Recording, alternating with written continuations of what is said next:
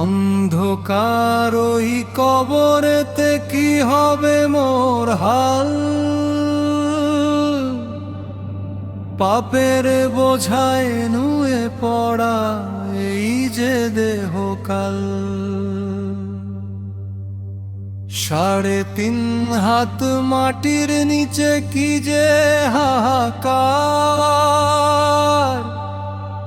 দুঃখরে কাঁদি খোদার ভয়ে নাই রে নিস্তার।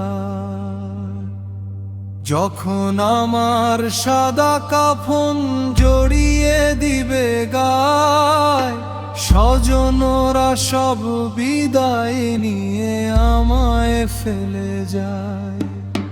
পাথর চাপা মাটির নিচে দুই দিক থেকে চাপ, আর তো না দে আকাশ ফাটে মনে পড়ে সব পাপ।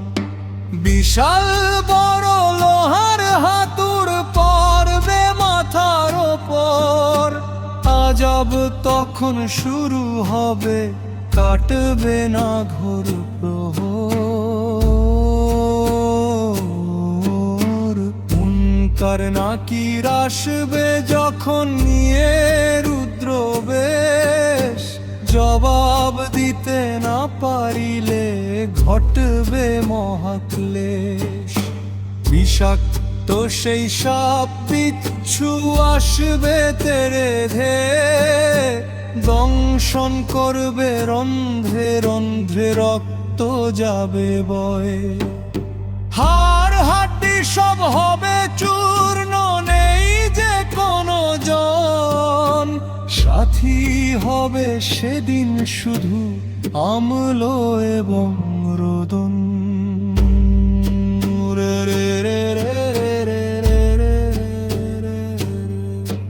ওরে পথিক রঙিন দুনিয়া ধোকা ছাড়া কিছু নয়, এখনো কি জাগছে না তোর মনে একটু খোদার ভয়?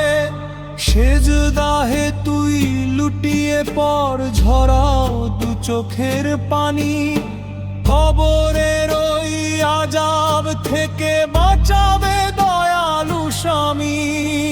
আমার করো গো মালিক দয়ার সাগর তুমি, শান্তি দিও আমায় যখন হব কবরেরই ভূমি। ক্ষমা করো গো মালিক দয়ার সাগর তুমি, শান্তি দিও আমায় যখন হব কবরেরই ভূমি।